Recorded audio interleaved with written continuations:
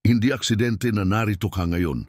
Sa dami ng pwedeng mapanood, ito ang ipinakita sa iyo ng Diyos. Sa gitna ng katahimikan, pagod at mga tanong na hindi mo masabi kahit kanino, may tinig na dumarating ngayon sa puso mo at ang tinig na iyon ay nagmumula sa langit. Sa oras na ito tayo'y lalapit sa Panginoon, hindi bilang mga perpektong nilalang, kundi bilang mga anak na nauuhaw sa pag-ibig at kagalingan ng Diyos. Sapagkat nasusulat sa awit 147:3, kaniyang pinagagaling ang mga may bagbag na puso at tinatalian niya ang kanilang mga sugat. Ngayon, ilalapit natin sa Kanya ang bawat sakit, bawat pagod, bawat hinga. At sa pangalan ni Jesus, may mangyayaring himala. Tayo na't lumapit. May mga sandaling hindi mo kailangan ng maraming salita. Kailangan mo lang ay marinig, kahit isang bulong lang na hindi ka nag-iisa. Kapatid, sa araw na ito, pakinggan mo ito ng buo.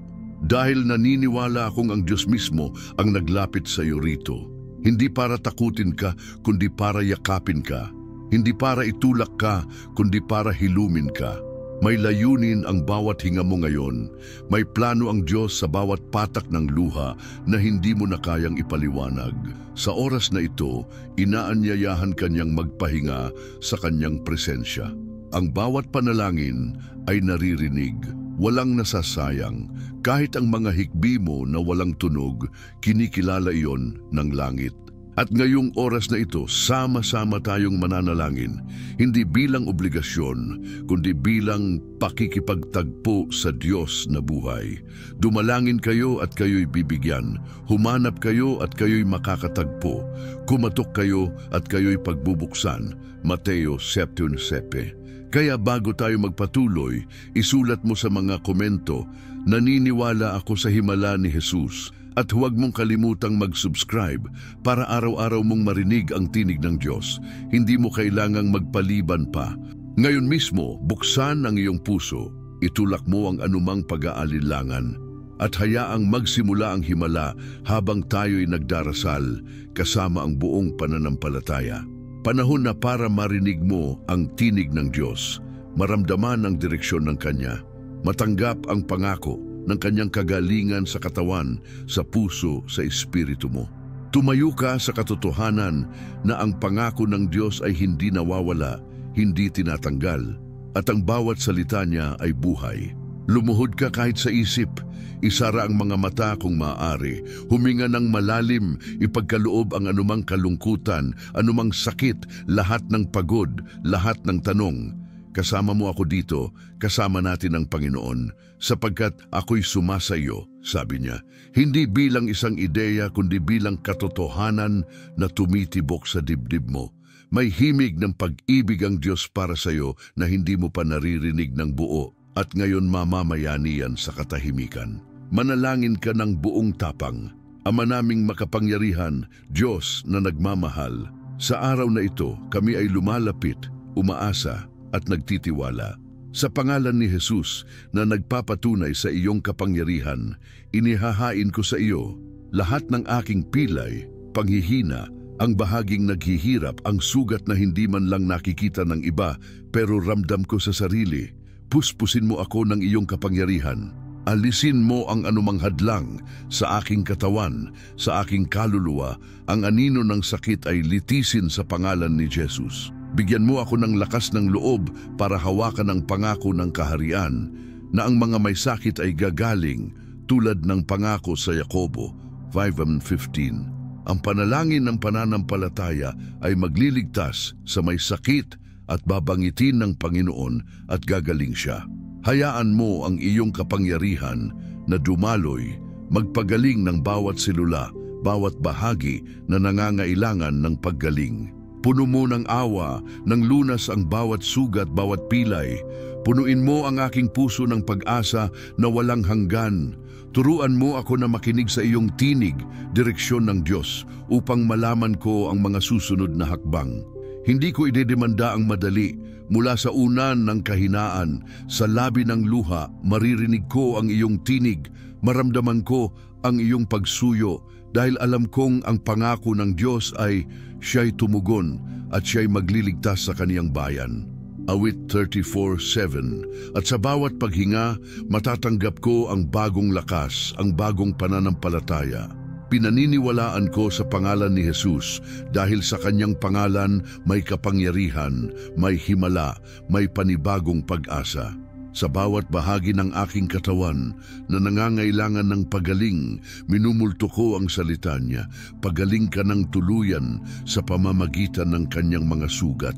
1 Pedro 2:24. Hindi ko hahayaan ang alinman sa sakit na maghari sa akin, sapagkat ako'y anak niya, tagapagmana ng kanyang mga pangako. Nararamdaman mo ba ang init ng kanyang presensya ngayong sandali?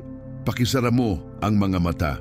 Hayaan mong ang salita ng Panginoon ay pumasok sa iyong kaluluwa.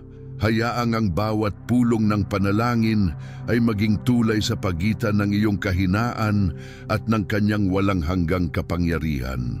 Tumayo ka sa pananalig, ipahayag mong malakas. Puno ako ng pag-asa. Pinagaling ako ni Jesus.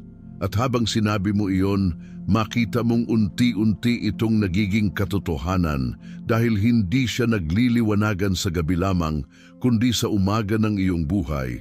Ang orasyon de mañana, isang panibagong simula. Ngayon, hinihiling kong ikaw ay maging mapagpasalamat kahit bago makita ang himala. Salamat ka na sa maliit na progreso, sa mga gradong pagbabago na hindi mo agad mapansin dahil ang Diyos ay kumikilos. Ipaaalala sa sarili mo ang pangako niya. Ang kanyang salita ay hindi babalik na walang bunga. May direksyon ng Diyos para sa iyo. Bawat hakbang, bawat pagpikit ng mata, bawat hininga, bawat dasal ay bahagi ng paglalakbay tungo sa buong kalusugan. Habang nakahapag ka pa rin sa presensya niya, dalangin ko, hayaang ang aking mga hinihinging salita maging daan upang madama mo ang kanyang kapayapaan, upang ang iyong katawan, isip at kaluluwa ay magsimulang maghilom. Huwag mong pigilan ang luha, huwag mong talikuran ang pag-asa, sapagkat ang Panginoon ay mabuti, ang kanyang kagandahan ay para sa kaniyang bayan, at ang kaniyang kahabagan ay para sa lahat ng inihihirap. Awit 107:9. At sa pangalan ni Jesus, isinasara ko ang panalangin kong ito na may tiwala, na may pananampalataya, na may pag-ibig. Aming Ama, salamat sa pagbuhay, sa pag-ibig mo, sa proyekto mong pagliligtas sa buhay ko. Habang ako'y bumabangon mula sa pagdarasal na ito, hinihiling ko ang pagpapala mo, ang paggabay mo, ang paggaling mo para sa akin at para sa lahat ng nananalangin ngayon. Salamat sa direksyon ng Diyos, sa pangako ng Diyos, sa orasyon de mañana na may bagong simula at sa tinig mong "Fale conmigo, Señor." Oo, kausapin mo ako, Panginoon. Sa pangalan ni Jesus, Amen. Hindi pa rito nagtatapos ang ating kwento. May susunod pang sandali ng himala, sandali kung saan maririnig mo ang sagot ng malinaw, kung saan maiibig ang tinig ng Diyos sa iyong kaluluwa, at kung saan ang iyong pananampalataya ay susubok ngunit lalago ng higit pa. Sabihin mo sa mga komento, karapatan ko ang paggaling ni Jesus. Kung may taong minamahal mong nangangailangan ng panalangin, banggitin ang pangalan niya sa ibaba. Huwag mong kalimutan na isubscribe tayo para sa bawat orasyon de mañana kasama mo ako, kasama ang direksyon ng Diyos, kasama ang pangako ng Diyos. May isang kwento sa Biblia na hindi ko makalimutan. Isa ito sa pinakamasidhing pagpapakita ng pananampalataya, ng paghahanap at ng kagalingang nagmumula sa Diyos. Isipin mo ito, may isang babae, 12 taon na siyang dinudugo, 12 taon ng sakit, 12 taon ng pagkabigo, 12 taon ng pag-asa na tila nauupos bawat araw. Ngunit isang araw, isang umaga, isang pagkakataon ang binigay sa kanya ng Diyos. Narinig niyang si Jesus ay paparating. Hindi siya kasama sa piling ng mga matitibay. Hindi siya kilala ng lipunan bilang malinis. Siya ay tinuturing na marumi sa kanilang kultura dahil sa kanyang karamdaman. Pero sa puso niya may apoy, maliit man, pero hindi kailanman namatay. Sinabi niya sa sarili, kapag nahawakan ko lang ang laylayan ng kanyang damit, gagaling ako. Kapatid, ramdam mo ba ang desperasyon niya? Yung hindi ka na makalapit sa mga tao pero lumalapit ka pa rin sa Diyos. Yung halos wala ka nang maibuga pero sinasabi mong, Panginoon, isang hipo na lang. Iyan ang pananampalatayang hindi umaasa sa emosyon, kundi sa katotohanan ng kanyang kapangyarihan. At sa gitna ng napakaraming tao, siniksik niya ang sarili. Bawat hakbang siguro'y masakit. Bawat hakbang may kaba. Makikita ba ako? Pagtatawanan ba ako? Pero hindi iyon ang mahalaga sa kanya. Ang mahalaga ay ang laylayan ni Jesus. Ang mahalaga, madampian lang niya ang presensya ng Diyos. At nang mahawakan niya ito, sa mismong sandali, tumigil ang kanyang pagdurugo. Naramdaman niya agad sa kanyang katawan na gumaling siya. At si Jesus, sa gitna ng napakaraming taong nagsisiksikan, huminto. Itinanong niya, sino ang humipo sa akin? Nagtaka ang mga disipulo, Panginoon, napakaraming tao ang humahawak sa iyo, pero tinatanong mo kung sino ang humipo. Pero si Jesus ay hindi tumutukoy sa karaniwang hipo. May kapangyarihan siyang naramdamang lumabas sa kanya, kapangyarihang sumagot sa pananampalataya. Ngayon, gusto kong isipin mong ikaw ang babaeng iyon. Hindi man pisikal ang karamdaman mo, pero baka emosyonal, baka spiritual, baka merong sugat sa puso mo na matagal nang hindi gumagaling. Ilang taon na ang lumipas, ilang dasal na ang iyong binitiwan, ilang gabi na ang nilaan mo sa pagtatanong, Panginoon, kailan mo ako gagamutin?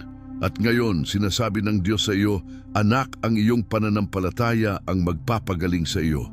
Hindi lang sa katawan, kundi sa iyong buong pagkatao. Walang imposible sa Diyos. Walang sugat na hindi niya kayang pagalingin. Walang tagal ng panahon na kayang tumalo sa kapangyarihan ng isang hipo ng pananampalataya. Hindi mo kailangang maging perpekto. Hindi mo kailangang maging malakas. Lumapit ka lang. Lumapit na may pananampalataya. Hawakan mo ang laylayan niya ngayon sa pamamagitan ng iyong panalangin, ng iyong paniniwala, ng iyong pagtitiwala na may ginagawa siya sa iyong buhay kahit hindi mo pa ito nakikita. At habang naririnig mo ito ngayon, gusto kong tanungin ka, saang bahagi ng buhay mo kailangan ang paghipo kay Jesus? Saan ka nasasaktan? Saan mo kailangang maramdaman ang kagalingan ng Diyos? Maaring ang sugat mo ay hindi nakikita ng mata. Maaring ito ay takot, trauma, kabiguan, rejection, kahirapan, pagkawala ng direksyon. Pero gaya ng babae sa kwento, hindi mo kailangang humarap ng buo. Kailangan mo lang lumapit. Iabot mo ang kamay ng pananampalataya at doon magsisimula ang himala. At huwag mong isipin na hindi ka karapat-dapat, sapagkat ang kagalingan ng Diyos ay hindi para sa perpekto, ito ay para sa naglalapit, para sa humihingi, para sa nangangailangan, para sa tulad mo na kahit pagod na, naniniwala pa rin. Iisa lang ang hinihintay ng Diyos sa iyo, ang pananalig, dahil ang pananampalataya ay hindi laging sigaw ng tagumpay. Minsan ito'y hikbi, minsan ito'y bulong, minsan ito'y simpleng pananatili sa presensya ng Diyos kahit walang kasiguraduhan. At sa presensya niya may kapayapaan, sa presensya niya may kagalingan, sa presensya niya may bagong simula. Kaya habang narito ka pa, kapatid, hawakan mo ang presensya niya. Damhin mo ang kanyang kapangyarihan. At kung kaya mo, isulat mo sa mga komento ngayon, Panginoon, hinihipo kita sa pananampalataya. O kaya, naniniwala akong ako'y pagagalingin mo. At kung may kakilala kang nangangailangan ng panalangin, isang kaibigan, kapamilya, anak o magulang, isulat mo ang pangalan nila sa comments. Gaya ng ginagawa natin sa simbahan, ilapit natin sila sa Diyos sa pamamagitan ng ating panalangin. Sabihin mo lang, panalangin para kay BK. At huwag mong kalimutang mag-subscribe. Araw-araw may panalangin dito para sa iyo. Para sa paggabay ng Diyos. Para sa direksyon sa buhay. Para sa bawat umagang puno ng pag-asa at himala. Dahil naniniwala akong hindi pa tapos ang kwento mo, nagsisimula pa lang ang bahagi kung saan sasabihin mo, ako'y pinagaling ng Panginoon. May mga susi sa salita ng Diyos na magbubukas ng pintuan ng kagalingan sa buhay mo ngayon. Ngunit kailangan mong yakapin ang mga ito, hindi bilang teorya lang, kundi bilang pananampalataya na kumikilos. Una, ang pananampalataya na hindi nakabase sa nakita mo, kundi nakabase sa Kanya. Sapagkat nasabi ni Jesus sa Mateo 7:35, mabulag ang nakakita, mabaon ang may sakit na pagaling. Hindi niya hinintay ang perpektong kalagayan para magsimula. Nagsimula siya sa pananampalataya, sa paglapit, sa tiwala. Ikalawa, ang kapatawaran. Puso mong naghihirap, bitbit mong galit, pagdadalamhati, hindi napatawad, hayaan mo itong lumayas. Dahil pag may galit, may pader, at hindi makarating ang kagalingan sa puso mo. Ang pangako ng Diyos sa Efeso 4:32 ay, maging mabuti kayo sa isa't isa, maawain, nagpatawad gaya ng pagpapatawad ng Diyos sa inyo sa pamamagitan ni Kristo. Kapatawaran ay lunas din ng puso. Ikatlo, ang pasasalamat.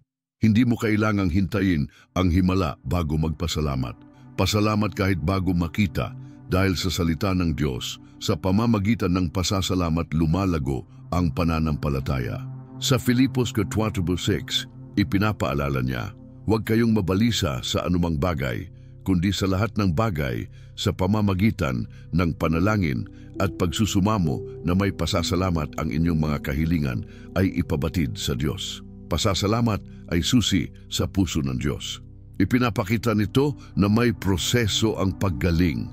Hindi ito instant na pagsikat ng araw, kundi tuloy-tuloy na paglakad sa pananampalataya, pag-asa, paglapit sa Diyos araw-araw. Bawat hakbang mo, bawat paghubad ng kargang pinapasan mo, mahal niya itong makita. Bawat luha mo, hindi niya ito tinatapon, tinatanggap niya. At sa pagdating ng pagkainis, pagod, panghihinayang, hinayaan mong dalhin ito kay Jesus. Hayaang siya ang humaplos sa sugat mo, siya ang magsabi sa iyo ng kapayapaan. Isipin mo ang isang umaga kung saan gigising ka hindi dahil sa sakit, hindi dahil sa pangamba, kundi dahil sa kapayapaan. Isipin mong maramdaman mong buong katawan mo, buong kaluluwa mo ay may liwanag. Napakarami ng pangako ng Diyos para sa iyo. Pangako ng kalusugan, pangako ng lakas, pangako ng direksyon ng Diyos sa iyong buhay, pangako ng bagong simula. Tuwing bumabangon ka, may awit sa puso mo. Tuwing humihinga ka, may pag-asa. Tuwing nagdarasal ka, may tugon. Ngunit minsan, may mga bagay na pumipigil sa sagot. Maaring natatakot kang maniwala ng buo.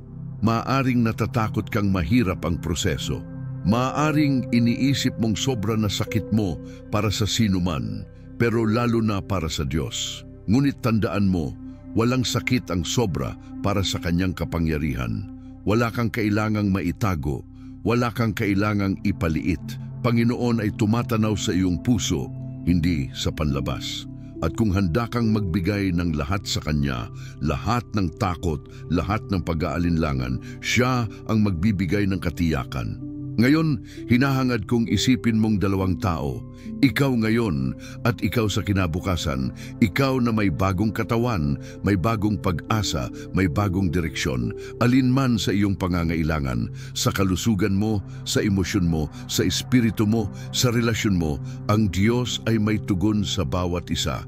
Hindi lang pangako sa bibig, kundi pangakong kumikilos. Pangakong pagbabago na makikita mo, madarama mo. Pangakong paggising na may pag-asa, paggising na may lakas, paggising na may sigla. Panahon na para gumawa ng hakbang ng pananampalataya, para ilapit mo ang iyong dibdib sa Diyos, para magsabi ka ng malakas, Panginoon, tinatanggap ko ang iyong kagalingan.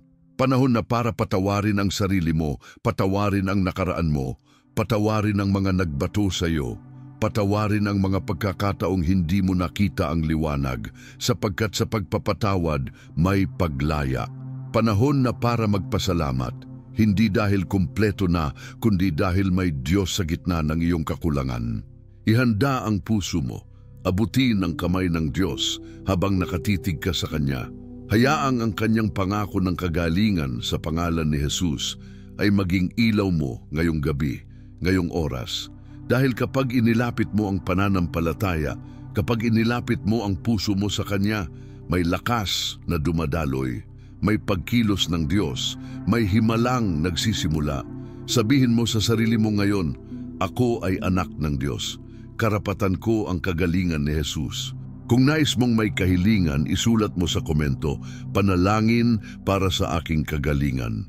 Kung may mahal ka sa buhay na nangangailangan din ng himala, banggitin ang pangalan nila sa ilalim. Huwag mong kalimutan mag-subscribe para hindi mo mamiss ang bawat direksyon ng Diyos, bawat pangako ng Diyos, bawat bagong umaga ng pag-asa. At hindi pa rito nagtatapos ang kwento mo. May darating pang sandali ng paglilipat. Sandali kung kailan sasabihin mo sa sarili mo, narito na ang aking kagalingan. Patuloy mong pakinggan dahil susunod na ang bahagi kung saan maririnig mo ang tugon ng Diyos ng malinaw, ang tinig niya ay lalakas at ang iyong pananampalataya ay sisibol ng higit pa kaysa dati. May mga sandaling ang puso mo ay magigising sa tawag ng Diyos ng higit pa sa salita. Ngayon na, samahan mo akong gumawa ng deklarasyon na magbabago ng ihip ng hangin sa buhay mo.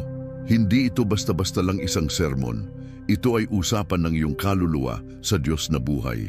Ngayon, ipapahayag natin ng malakas ang mga salita ng pangako ni Jesus at lalapit tayo sa Kanyang kapangyarihan na maghilom sa bawat sugat.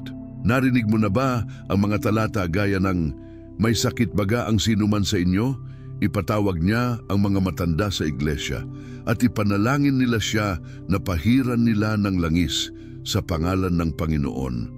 At ang panalangin ng pananampalataya ay magliligtas sa may sakit. Santiago 5:4-15. At dinidinig ng Diyos ang bawat hikbi, bawat dasal na may pag-asa, bawat salita mo na Jesus, gamitin mo ako. Alam mong hindi ito pantasya, pangako ng Diyos ito.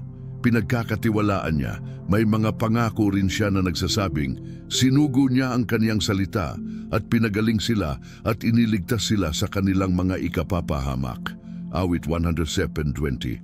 At ang may kapangyarihan ay nagpapatibay sa mahina at ang walang kapangyarihan ay pinananaganan niya ng lakas. Isaiah 40:29.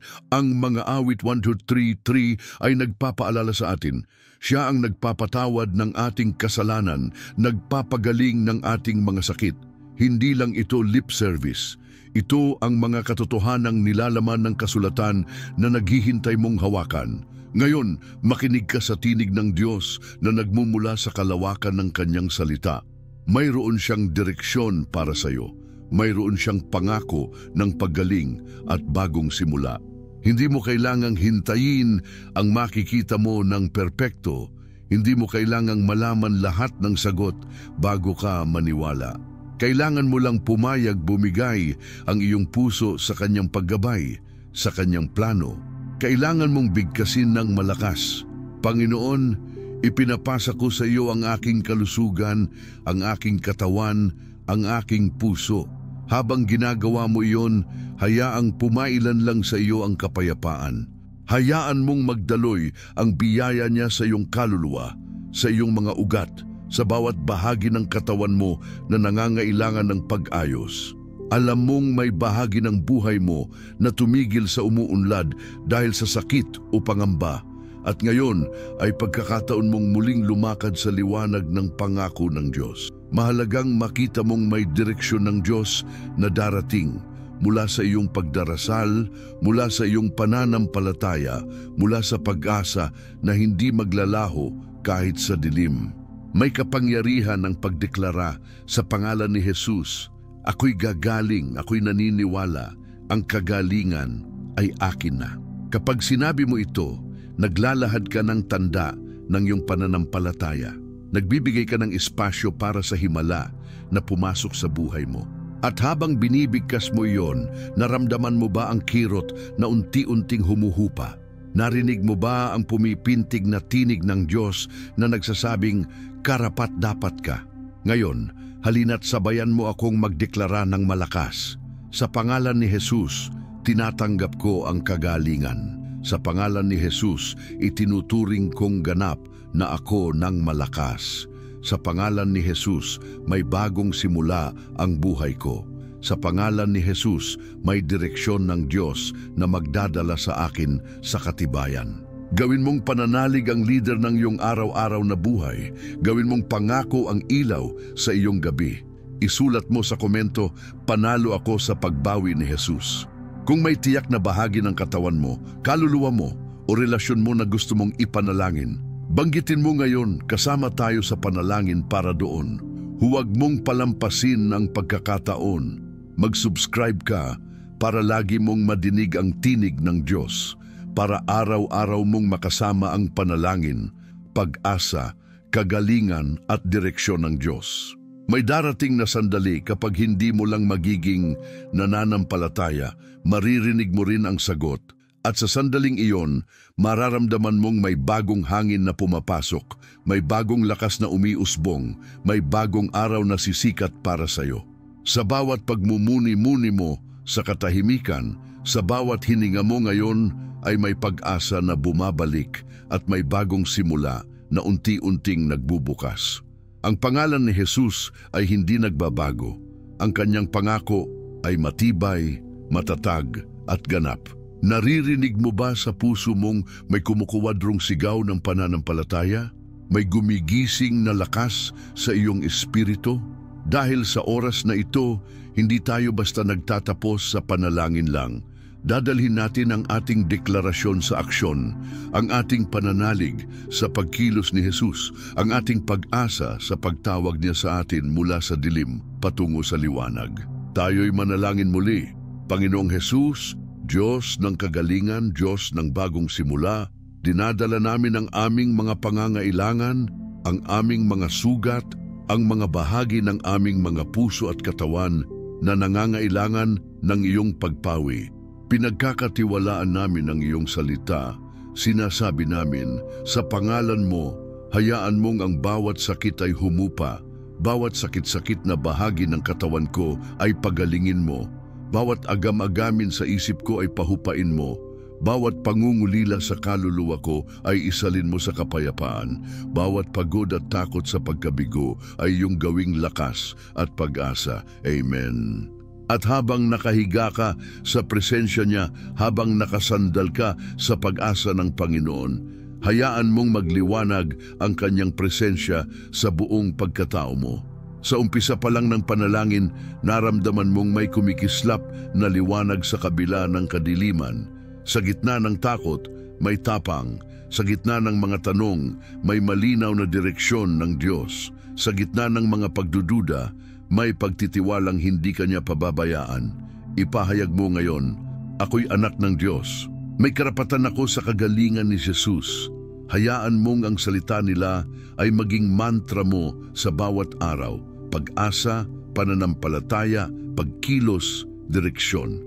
Sapagkat kapag sinabi mo ng malakas, tinatawagan mo ang kapangyarihan ng langit para pumasok sa buhay mo, para baguhin ang kwento mo, para gawing totoo ang pangako ng Diyos. At sa oras na ito, nakikita ko sa espiritu ko ang pagbabago. May bagong awit sa puso mo, may bagong sigla sa katawan mo, may bagong direksyon ng Diyos na mararamdaman mo sa bawat hakbang na gagawin mo mula ngayon. Hindi mo nahahayaan ang sakit na magdikta ng pag-asa mo. Hindi mo napapayagan ang mga tanong at takot na maging hadlang sa relasyon mo sa Diyos. Hindi mo natatanggapin ang pangungupas ng pangako dahil sa paminsan-minsan na pagkabigo. Ngayon, hinihiling ko sa iyo, kung totoo sa puso mo na naramdaman mo ang pagbabago, sabihin mo, pangalagaan ako ni Jesus. Kung may kaluluwa kang gustong ipanalangin, pangalanan siya sa komento. Sino mang kaibigan, kapamilya, anak, magulang, isingit mo sila sa ating panalangin ngayon. I-share ang video na ito sa isang tao na nangangailangan ng pag-asa, ng katiyakan, ng kagalingan. Pindutin ang video na lumilitaw sa screen ngayon. Baka siya ang susunod mong marinig na pangako ni Jesus. Huwag kalimutan mag-subscribe para sa mga susunod pang panalangin. direksyon ng Diyos, bagong awit ng pag-asa at kagalingan. Hindi pa rito nagtatapos ang himala mo.